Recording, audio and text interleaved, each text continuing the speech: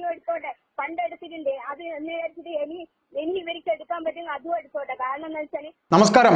Kannur ADM Naveen ബാബുവിന്റെ മരണത്തെ തുടർന്ന് ഈ നിമിഷം വരെ വിവാദങ്ങൾ ഇങ്ങനെ കത്തി നിൽക്കുകയാണ്. ഇപ്പോൾ ഏറ്റവും ഒടുവിൽ ഉണ്ടായിരിക്കുന്ന ഒരു വിവാദം, അദ്ദേഹം മരണപ്പെട്ട ദിവസം അദ്ദേഹത്തിൻ്റെ വീട്ടിൽ അദ്ദേഹത്തിൻ്റെ പത്നിയെയും കുടുംബത്തെയും അദ്ദേഹത്തിൻ്റെ അനിയനോടും കണ്ണൂരിൽ നിന്ന് വന്ന വീണാമണി എന്ന യുവതി ചെന്ന് കാണുകയും അവരോട് ദയവായി നിങ്ങൾ ഈ ശവശരീരം ദഹിപ്പിക്കുന്നതിന് മുമ്പ് ഒന്നുകൂടെ റീപോസ്റ്റ്മോർട്ടം ചെയ്യണം എന്ന് പറഞ്ഞു എന്ന ഒരു സംഭവം ഉണ്ടായി. ഇപ്പോൾ ആ യുവതിക്കെതിരെ കണ്ണൂരിലെ സൈബർ സഖാക്കൾ, കണ്ണൂരിലെ ഒരു കൂട്ടം സൈബർ സഖാക്കൾ അല്ലാത്തവരും സോഷ്യൽ മീഡിയയിലൂടെ അധിക്ഷേപ വാക്കുകൾ പ്രഹരിക്കുകയാണ്. ഏതായാലും അങ്ങനെ അത്തരത്തിൽ കണ്ണൂരിൽ നിന്ന് ഒരു യുവതി അദ്ദേഹം മരിക്കുമ്പോൾ അവിടെ വന്ന് ഈ കാര്യം പറയുമ്പോൾ കണ്ണൂരിനെ അറിയുന്ന ഒരു ആൾ മരിച്ച മനുഷ്യനോട്, നവീൻ കെ ബാബു എന്ന ആ ഉയർന്ന ഉദ്യോഗസ്ഥനോട് ഉള്ള ഒരു സ്നേഹവും അനുകമ്പയും ആ കുടുംബത്തോടുള്ള സ്നേഹവും കൊണ്ടാണ് അവർ വന്ന് പറഞ്ഞത് എന്ന് ഈ കേരള സമൂഹം ഇനിയെങ്കിലും വൈകിയെങ്കിലും മനസ്സിലാക്കും എന്ന് നാം ധരിക്കട്ടെ. ഏതായാലും അവർ പറഞ്ഞതിൽ സത്യങ്ങളുണ്ട്. അവർ ചോദിക്കുന്ന ചില ചോദ്യങ്ങൾ നാം ഇപ്പോൾ ഒരല്പം മുമ്പ് ഈ പറയുന്ന വീണാമണിയോട് അവരുടെ ഫോണിൽ നാം സംസാരിച്ചു. അപ്പോൾ അവർ നമ്മളോട് ചില ഞെട്ടിക്കുന്ന വിവരങ്ങൾ പറയുകയുണ്ടായി. ഏതായാലും ഇങ്ങനെ ആ ദിവസം അദ്ദേഹം മരിച്ച ദിവസം അവിടെ ചെന്ന് അദ്ദേഹത്തിൻ്റെ കുടുംബത്തോട്, അദ്ദേഹത്തിൻ്റെ അനിയനോട് ഈ പറയുന്ന രീതിയിൽ അദ്ദേഹത്തിൻ്റെ മൃതശരീരം പരിയാരത്ത് കൊണ്ടുപോയത് ശരിയായില്ല, മറ്റ് ഹോസ്പിറ്റലുകൾ ഉണ്ടായിരുന്നല്ലോ, നിങ്ങൾ ഇതിവിടെ കൊണ്ടുവരുമ്പോൾ അദ്ദേഹത്തിന് ഒന്നുകൂടെ റീപോസ്റ്റ്മോർട്ടം ചെയ്യണം എന്ന് പറയുമ്പോൾ അത് കേട്ട് നിന്നത് മലയാലപ്പുഴ എന്ന നാമധേയമുള്ള ഒരു CPM നേതാവ്, അല്ല അദ്ദേഹം ഒരു CITU നേതാവാണ്. ഈ പറയുന്ന നമ്മൾ ക്രൈം ഓൺലൈനിൽ നിന്ന് നാം അവരോട് സംസാരിക്കുമ്പോൾ അവർ ഉടനീളം പറയുന്നത് ഈ മലയാലപ്പുഴ മോഹൻ എന്ന നേതാവാണ് ഗുണ്ടകളെ കൂട്ടി അവരെ അവിടെ നിന്ന് അടിച്ചിറക്കി വിട്ടത്. എന്നിട്ട് ഈ മലയാലപ്പുഴ മോഹൻ തന്നെയാണ് പിന്നീട് കണ്ട മാധ്യമങ്ങൾക്ക് മുന്നിൽ മുതലക്കണ്ണീരൊഴിച്ചത്.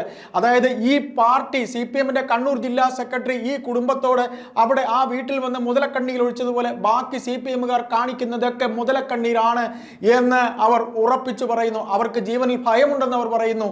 അവർ ഉറപ്പിച്ചു പറയുന്നു അവർ CPM ഗുണ്ടകൾ തന്നെയാണ്, CPMകാർക്ക് ഈ കൊലപാതകത്തിൽ നിർണായക പങ്കുണ്ട് എന്ന് പറയുന്നു. അവർ നമ്മുടെ ചോദ്യങ്ങൾക്ക് ഒരു നിരവധി ചോദ്യം അവർക്ക് മറുപടി പറയാനുണ്ട്. അദ്ദേഹത്തിനെ മുനീശ്വരൻ കോവിലിന്റെ മുന്നിൽ ഡ്രൈവർ ഷംസുദ്ദീൻ ഇറക്കി വിട്ടു എന്ന് പറയുന്നത് മുതൽ പറയുന്നതെല്ലാം ശുദ്ധ കളവാണെന്ന് വരെ പറയുന്നുണ്ട്. ഏതായാലും നവീൻ ബാബു എന്ന മനുഷ്യൻ ആത്മഹത്യ ചെയ്തതല്ല, അദ്ദേഹത്തിനെ കൊന്നതാണ്.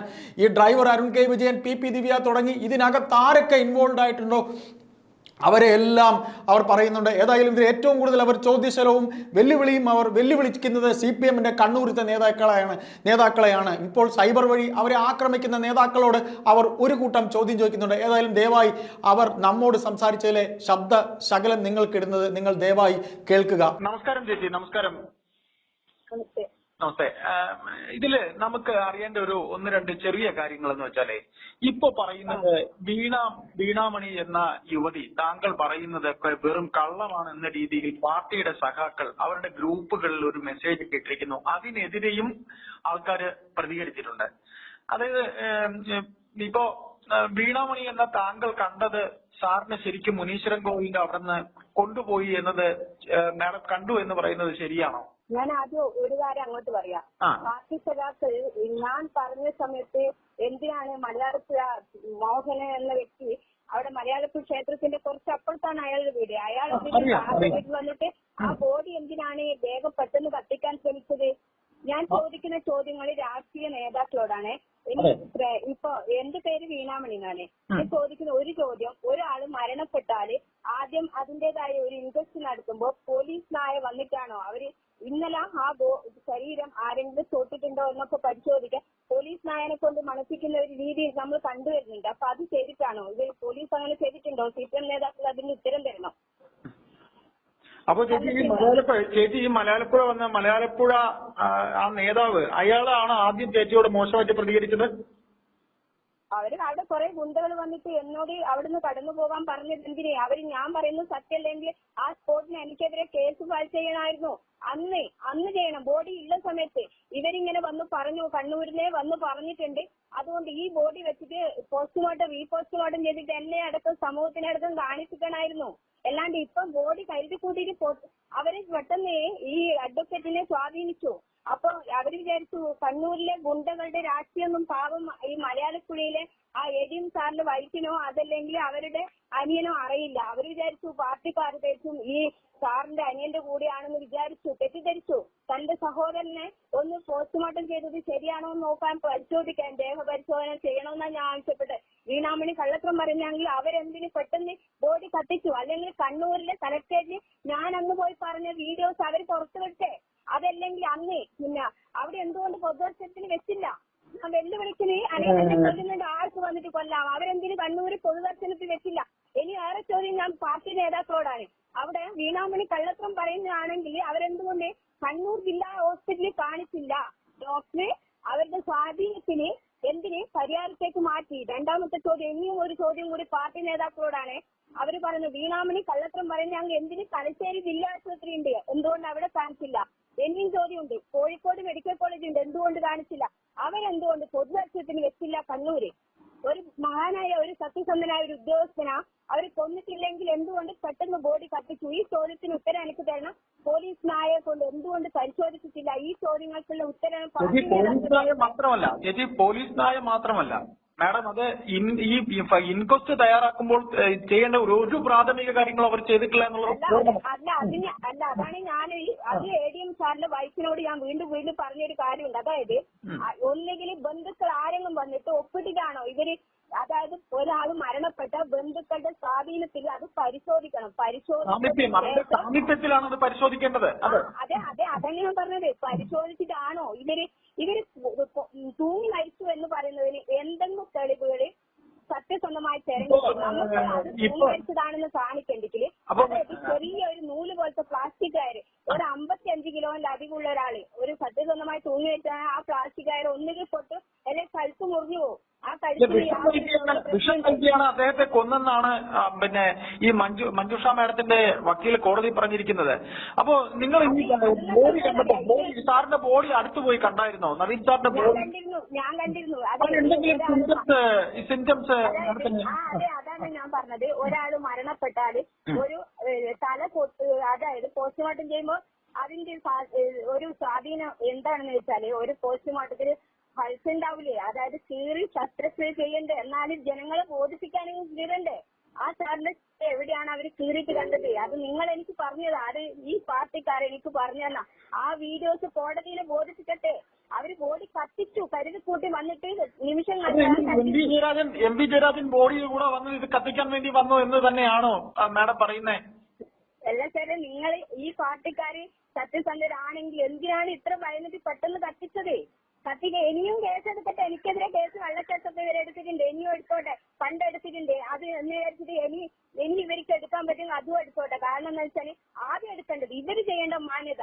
ഒരു പെണ്ണ് വെല്ലുവിളിക്കുന്നത് എന്നെ എന്ത് വേണമെങ്കിലും ചെയ്തോട്ടെ, ഇതിന് മുമ്പ് എത്രയോ ചെയ്തിട്ട് ഞാനിവിടെ ജീവിച്ചു, ഞാൻ ഇരിക്കൂറൊന്നും ഇപ്പം നിൽക്കാറില്ല. കാരണം എന്ന് വെച്ചാൽ ഇവർക്ക് വേണ്ടിയിട്ട് ആത്മഹത്യ ആക്കി മാറ്റാൻ എനിക്ക് തയ്യാറല്ല. അതുകൊണ്ട് ഞാൻ പറയുന്നു, ഇവര് കൊന്നതല്ല എന്നുണ്ടെങ്കിൽ എന്തിനാണ് ആ സാറിന് ഈ കണ്ണൂർ പരിയാരം മെഡിക്കൽ കോളേജിൽ ഇത്രയും ദൂരെ കൊണ്ടൊരു പോസ്റ്റ്മോർട്ടം ചെയ്തതെന്ന് പരിശോധിച്ചിരുന്നു. ആന്തരിക അവയവങ്ങൾ ഇവർ പരിശോധിച്ചതിന്റെ റിപ്പോർട്ട് ലാബിൽ വെച്ചിട്ടുണ്ടോ, അല്ല കോടതിയിൽ ഹാജരാക്കാൻ എന്തെങ്കിലും തെളിവുകൾ ഹാജരാക്കിയിട്ടുണ്ടോ? അതല്ലെങ്കിൽ ഭക്ഷണാവശിഷ്ടങ്ങൾ, അതായത് ഒരാളെ പോസ്റ്റ്മോർട്ടം ചെയ്യുമ്പോൾ ആന്തരിക അവയവങ്ങൾ പരിശോധിക്കണം, ഭക്ഷണാവശിഷ്ടങ്ങൾ പരിശോധിക്കണം. ഇതെന്തെങ്കിലും ലാബിലങ്ങനെ കൊണ്ടുപോയി പരിശോധിച്ചാല് റിപ്പോർട്ട് എന്തെങ്കിലും ഉണ്ടോ?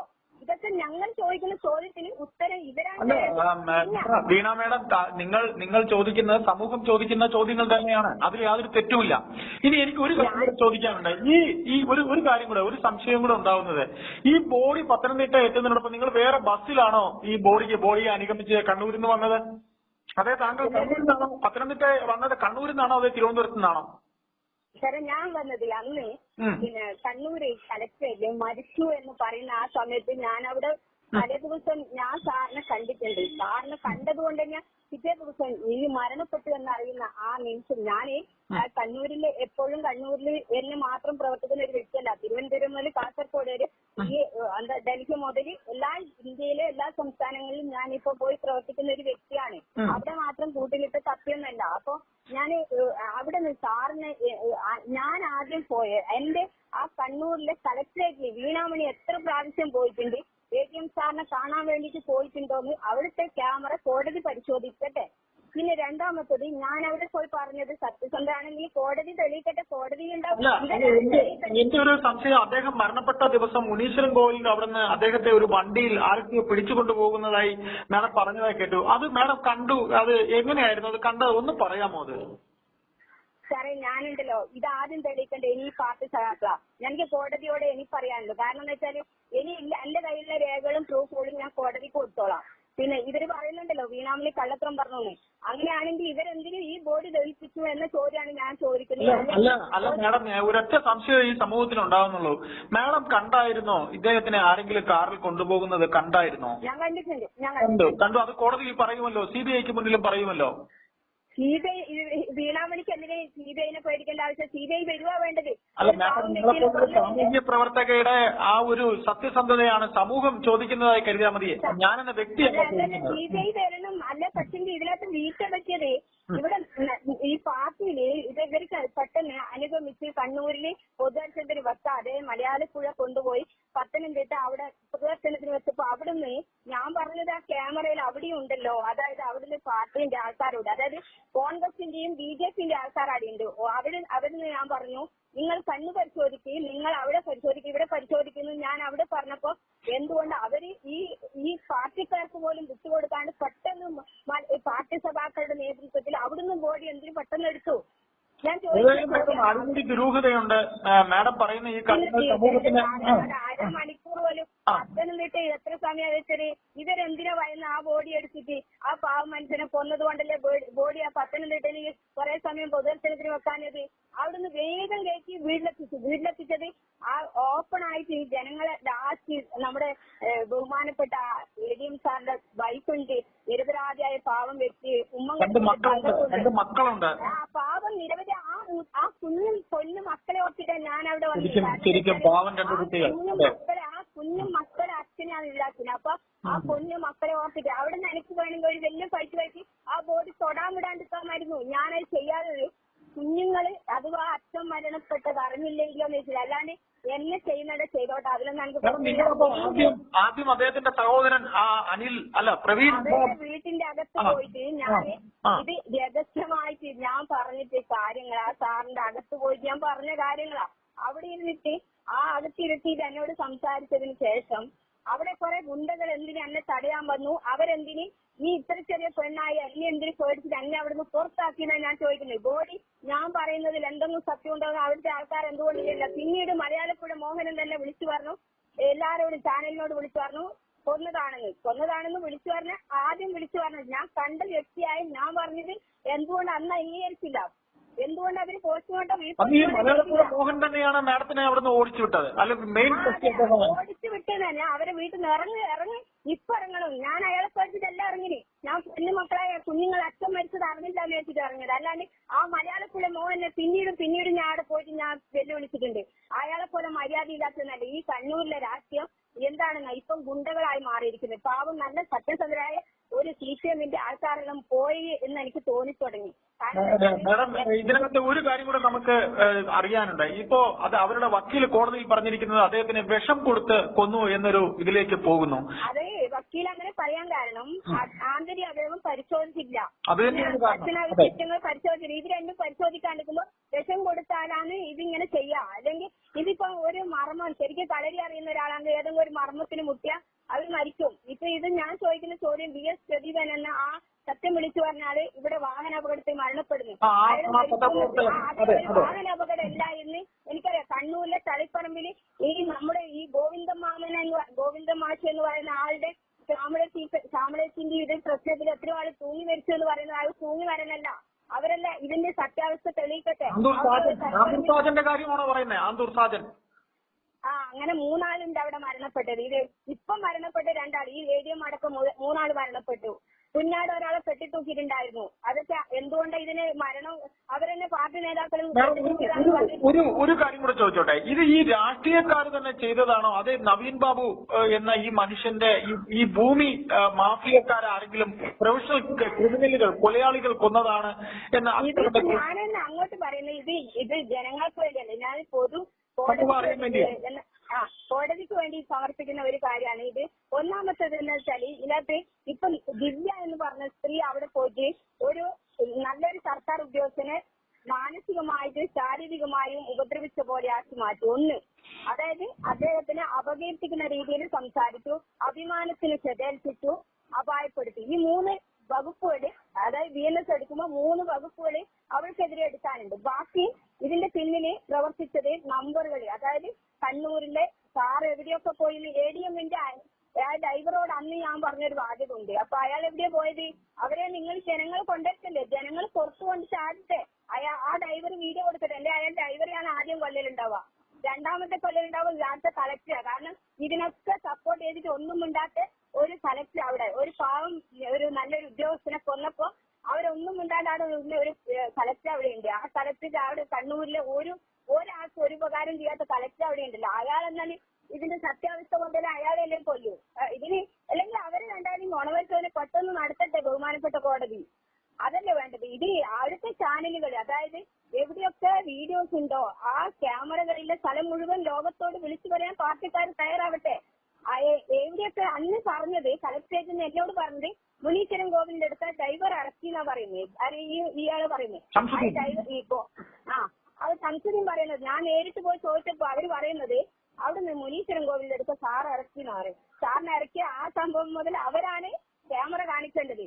അവര് എന്തിനാണ് ആ ക്യാമറ കാണിക്കാണ്ട് നിൽക്കുന്നത്? അതല്ലെങ്കിൽ കളക്ടറേറ്റിനുള്ളിൽ നടന്ന ദുരൂഹതകൾക്ക് അവര് ക്യാമറ കാണിക്കട്ടെ. ഇപ്പൊ നാട്ടിൽ നടക്കുന്ന പൊതു എവിടെയെങ്കിലും ഒരു മരണം നടക്കുമ്പോ ആദ്യം അവരെന്ത് ചെയ്യും? ഇലക്ട്രിക് ഓഫീസിൽ വിളിച്ചു പറയും അവിടുത്തെ ക്യാമറ കറണ്ട് ഓഫാക്കിയിട്ട് അവർക്ക് വേണ്ട ദുരൂഹതകളൊക്കെ മാറ്റിയിട്ടാകുമ്പോൾ മാത്രമേ ലൈറ്റ് ഇട്ട് വെക്കൂ.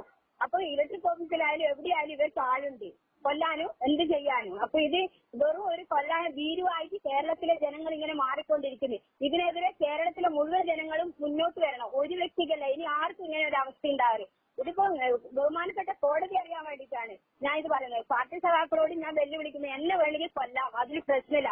പക്ഷെ ഈ പാവം വ്യക്തിന്റെ മരണം എങ്ങനെയാണെന്ന് സത്യസന്ധത ലോകര് മനസ്സിലാക്കാൻ ആ വ്യക്തിനെ എന്തിനാണ് പെട്ടെന്ന് ദഹിപ്പിച്ചത്? അത് എന്നിട്ടല്ല വീണാമണി കള്ളത്തരം പറയേണ്ടത്. തന്റെ കൊണ്ട് വീണാമണി പുറത്താക്കുന്നതിന് മുമ്പ് അവരത് ആ കത്തിക്കുന്നതിന് മുമ്പ് പോസ്റ്റ്മോർട്ടം ചെയ്തിട്ട് സത്യസന്ധമായിട്ട് ആ മനുഷ്യൻ എങ്ങനെയാ മരിച്ചത് ലോകത്തിന് കാണിച്ചു കൊടുത്തിട്ട് വീണാമണിനെ അറസ്റ്റ് ചെയ്യാൻ വേണ്ടി വരും. അല്ലാണ്ട് ഇങ്ങനത്തെ ചതിയും വന്നിന് ഇനി അവർ പറയാൻ പാടില്ല. അവരെ വീട്ടിലും മക്കളുണ്ട്, അവരെ വീട്ടിലും ഭാര്യയുണ്ട്. ഇനി അവർ തലമുറയില്ലവർക്ക് പെണ്ണിന്റെ ശാപം നീറിട്ട് എന്നേക്കാൾ ശാപം ആ നവീൻ സാറിന്റെ ഭാര്യന്റെ ഉണ്ടാവും. മലയാളപ്പുഴ അമ്മ സത്യം ഞാൻ അവിടെ വിളിച്ചു പറഞ്ഞൊരു കാര്യമുണ്ട്. ഇതിന്റെ നവീൻ സാറിന്റെ മരണം എങ്ങനെയായാലും ആ അമ്മ തെളിക്കും, ഞാൻ അവിടെ പൊങ്കാല സമർപ്പിക്കും. അങ്ങനെ പെട്ടെന്നൊന്നും വീണാമണിനെ കൊല്ലാനൊന്നും ആർക്കും പറ്റത്തില്ല സാറേ. എനിക്ക് വീണ ചേച്ചി എനിക്കൊരു കാര്യം ചോദിക്കാനുള്ളത്, അതായത് ഈ മുനീശ്വരൻ കോവിലിന് അവിടെ ഈ ഷംസുദ്ദീൻ കാറിൽ സാറിനെ കൊണ്ട് ഇറക്കിയിട്ടില്ല, അത് സത്യമാണോ?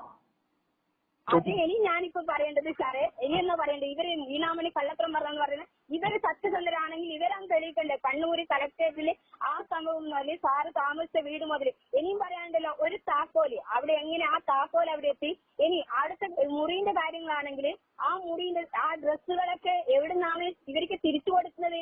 ആ മുറിയിൽ വന്നിട്ട് വൈഫോ ബന്ധുക്കളോ വന്നിട്ട് അവിടെ തന്നെ എടുത്തുകൊണ്ടുകൊണ്ട് ഇവരേതെല്ലാം എന്തിനാ അടുത്ത് മാറ്റിയേ? ഇവരെന്തിനാ നാടകം കളിച്ചത്? എവിടുന്നാണ് ആ കയറ് മേടിച്ചത്? ഇവരെന്തിനാ ഇതിന്റെ എല്ലാം നാടകം കാണിച്ച്? ഇവര് CPM പ്രവർത്തകർ പറയട്ടെ, അല്ലെങ്കിൽ CPM പാർട്ടി പറയട്ടെ, ഗോവിന്ദൻ മാഷ് പറയട്ടെ, എന്തിനാണ് ആ സാറ് താമസിച്ചിരിക്കുന്ന മുറിയിൽ ഡ്രസ്സൊക്കെ മാറ്റിയത്? അവർക്ക് ബന്ധുക്കൾക്ക് ആ മുറിയിൽ നിന്നല്ലേ എടുത്തുകൊണ്ടോണ്ടത്? സാറിന്റെ ഡ്രസ്സൊക്കെ മറ്റു സ്ഥലത്തു നിന്നല്ലേ എടുത്തിന്? അത് എന്തിനാ അവിടെ മാറ്റിയത്? അപ്പൊ താക്കോലിന് ഒരു കളി ഉണ്ടായിട്ടുണ്ട്. താക്കോല് സാറ് വീണ്ടും തിരിച്ചെങ്ങനെ വന്നു അവിടെ? അല്ലെങ്കിൽ ആ സാറിനെ തിരിച്ചേൽപ്പിക്കുമ്പോ 2 താക്കോലുണ്ടാവാം. ഒന്നുകിൽ പിന്നെ അതിന്റെ ഉള്ളിൽ ആരും ഗുണ്ടകൾ ഉണ്ടാവാം, അല്ലെങ്കിൽ പിന്നെ അതിനകത്ത് കുറെ കാര്യങ്ങളുണ്ട്. അത് അവിടെ തന്നെ നടന്നതാണോ മരണം, ഇതൊക്കെ തെളിയിക്കേണ്ടത് അതാരാണ്? നമ്മുടെ ഡൽഹിയിൽ നിന്ന് വരുന്ന ഒരു കേന്ദ്ര CBI ആയിരിക്കണം. എന്നാലും അതിന്റെ സത്യാവസ്ഥ അതേ കേസ് പോലെ 30 വർഷം 40 വർഷം നീളാണ്ട് ആ കണ്ണൂരിലെ കളക്ടറേയും ആ ADMന്റെ ഡ്രൈവറെയും നുണവരിക്കുവാൻ എത്രയും പെട്ടെന്ന് ചെയ്യണമെന്ന് ബഹുമാനപ്പെട്ട നീതിപീഠത്തിനോട് താഴ്മയായി അപേക്ഷിക്കുന്നു. അത്രേ എനിക്ക് പറയാനുള്ളത്.